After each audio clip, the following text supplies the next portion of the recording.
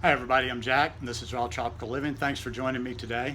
I was sitting out on this deck taking some sun just a little while ago, trying to recharge my vitamin D, and haven't been doing that much lately. I don't think this was the first decent sun session I've had in about 3 weeks.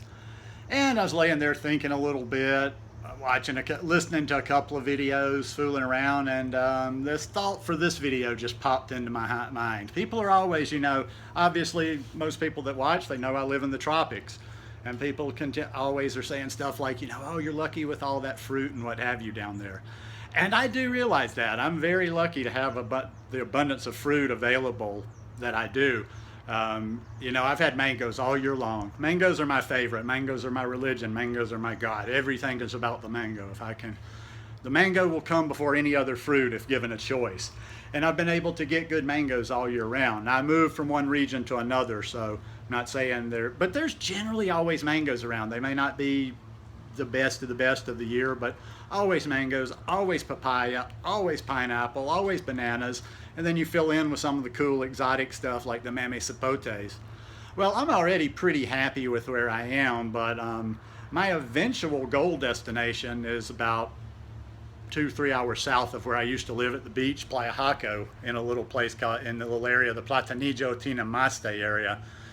Because down there, like, people ask me about things in Costa Rica, and if you're into this lifestyle, you really need to be down there. Some of your trip needs to include down there because that's some of the best food on the planet. The soil is crazy mineral rich down there. I always think about my situation compared to others, and I can't really think outside. I'm not good at thinking, okay, what would I do under other circumstances? I'm a single guy. I'm 52 years old. I've never been married. I don't have kids. I don't have obligations. So I don't know if you call it selfish, if it's not really, I can be selfish because I don't have other people depending on me. So as somebody that's already lives in the tropics, I've lived in the tropic for 17 years. Wow, how cool would that have been if I'd have been a raw vegan, eating like I do now for 17 years, man. Whew, would have avoided a lot of the damage and undone a lot, but you do what you do. So I've lived here for 17 years, and now living this lifestyle, I don't know what I would do if I was living in middle America or Europe or somewhere and I came to this lifestyle. Would I drop everything and go to the tropics? Well, I don't know. That would probably depend on my lifestyle, my current lifestyle, and my living arrangements. Do I have a wife? Do I have kids? Do I have responsibilities to take care of? But I can just tell you, with my circumstances living down here, I don't see any reason why I would leave the tropics, unless just something beyond my control happened, that just where I wasn't able to stay down here or stay somewhere else tropical. My mother's 86 years old, so there could come a time when there might be a year, 2 years in there, where I need to go back to Alabama and help her around the house as far as, like doing shopping and maybe taking her to appointments or whatever. And I would do that with no problem, because that's my mom, but that would be seen as a temporary thing, and I'd probably just have to make do, with what I got while I was there. But I can't see any reason doing this lifestyle why I would leave the tropics, unless, there's certain reasons I guess I could see myself leaving the tropics. I loved Europe. I spent a good deal of time in Europe about 2 decades ago. Spent 8 or 9 months in Mykonos, Greece.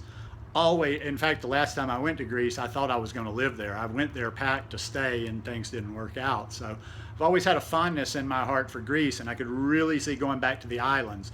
Need to find out a little bit more info on, availability and what have you. And it might be something that might be one of those things where you're living on a certain island, and part of times of the year you're just not getting the fruit, and then you do eat more of the root vegetables and whatever. I don't know. I don't think I would live there full time, but I could see spending months at a time there, as I could in France and Spain. I've spent a good bit of time in France. I've networked with some people. Some people say it's really expensive. Some people say they do okay over there. So I guess I'd have to see for myself. But pretty much it's the tropics for me. Now let me tell you why it's the tropics, and it's not just the food. And I've been thinking about this part lately too.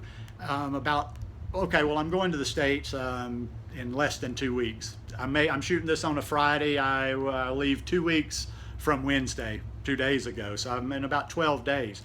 as I'm thinking about going to the States, I'm looking forward to going to the States for the holidays. It being a little cold, I'm looking forward to seeing my mom. I'm looking forward to just kind of being there during the holiday season. What I'm not looking forward to is drying out, because, you know, I come from a background, and hey, I don't like to be cold. So, I mean, I don't like to be hot. So I'm always, when I'm back in the States, I'm in air conditioning, central air conditioning or central heating all the time. I'm not getting that fresh air naturally unless I make an effort to go outside. And, you know, I don't just make that many efforts to just go stand outside for nothing. I have a reason to be outside when it's here. So one thing I found living on this mountain, and this is another that will be a requirement of living for me now, is something similar to where I live here as far as the climate.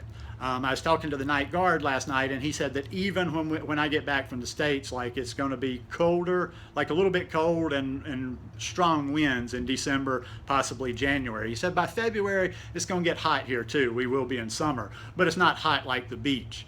Now, all I want as far as temperature in my house is I want to live somewhere where I don't need to use anything. I don't want to use heat, and I don't want to use air conditioning in my house. So that's a new requirement. Besides having fruit, I want to live somewhere like that. That's why I talk about some of the areas I've found. I might be in the tropics, and I know a lot of you younger folk, y'all are all up on y'all's beaches. You know, every once in a while I'll get talking to them. They're coming to Costa Rica, and obviously they're going to the beach. I've been around beaches for 30 some odd years. I got tired of sweating all the time. Now, what's perfect for me about the elevation, but also too why this is not Mecca, this isn't the last stop. Where I was before in Platanillo, another thing I consider that to be a perfect spot, where I did those videos last September 2015, is I was at about 3,500 feet. It was chilly at night. I'm sleeping under covers. I mean, I'm cold a little bit at night. You can get in your car, and it's 12 kilometers from a little beach town called Dominical, a little surf town. So in 10 minutes, you sleep in the mountains at night. You don't need to spend the money on the air conditioning. Electricity is expensive down here. You sleep in the mountains at night. You don't need to use so much electricity. Anytime you want to go to the beach, go nuts. Just hop in your car and you're there in 15 minutes. So that's a big thing for me too, is the temperature, being able to be out in air, experiencing fresh air all the time. So there's the fruit, there's the vitamin D, there's the fresh air. I mean, that vitamin D, let's go back to that vitamin D for a minute. That stuff's important. You know, I don't look into things that I probably, since I do this channel and I've got more people that are subscribing and more people that ask me questions, I probably should study some stuff even though it doesn't apply to me. But I haven't really looked into a whole lot of things concerning this lifestyle that don't apply to me. So I haven't looked into D supplementation, so I know nothing about that. But I know, you know, back in the day where they fortified milk with vitamin D and wherever else I was getting my vitamin D, I never felt like I do getting a regular dose of good vitamin D. And like I say, I'm in the sun. When I take my son, I usually will get out here and I'll do about 20 minutes on either side with no sunscreen, obviously. And like I say, that's why I like to live in a private spot, to be honest with you. If I can't get naked and take sun, I just don't take sun that day. So I put a little bit of that. And usually about 40 minutes. And I did that all through this past winter, January, February, March, and I could just feel it. And it was accumulating, you know, storing up. So I'd say about a month after I get back here from the holidays, I'll be zinging. About a month of just every single day getting that, bam, bam, bam, putting it in the bank. I'll be feeling it. So yeah, there's the fruit, there's the climate, there's living in the fresh air, not sleeping in air conditioning or heat, and then there's that fresh vitamin D. Now, when I make that final move down to Platanillo, down to that area, if I can find a really fresh, super clean water source, that would be kind of the next step. You know, water, air, food, vitamin D, what else do you need? And I like this elevation because, I mean, the airport is about, I don't know, 10, 12 miles that way. This high up, I feel the air quality is pretty good.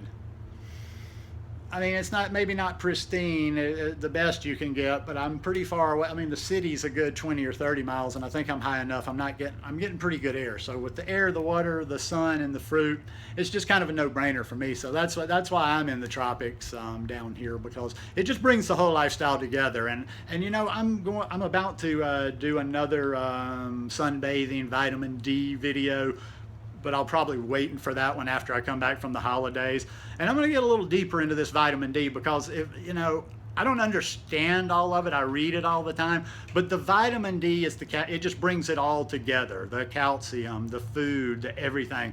The vitamin D is just pulling it all together, and it just doesn't, none of it really works if we're not getting that adequate vitamin D. So yeah, I love living in the tropics, and I am thankful every day for living here. I don't live, you know, sometimes people don't, I don't live like a pimp lifestyle. I'm living in a nice place right now.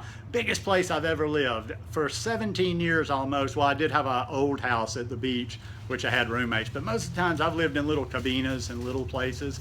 And even though I have this place, I'm living in a cabin now. I guess I just had to revert back to what I was used to. But anyhow, just my 2 cents worth, a little bit more of getting to know Jack. Hope you guys enjoyed this video. If y'all like it, please give me a thumbs up. Hope you'll hit that subscribe button and come back and watch more. And I hope you have a great weekend. Love you guys. Peace.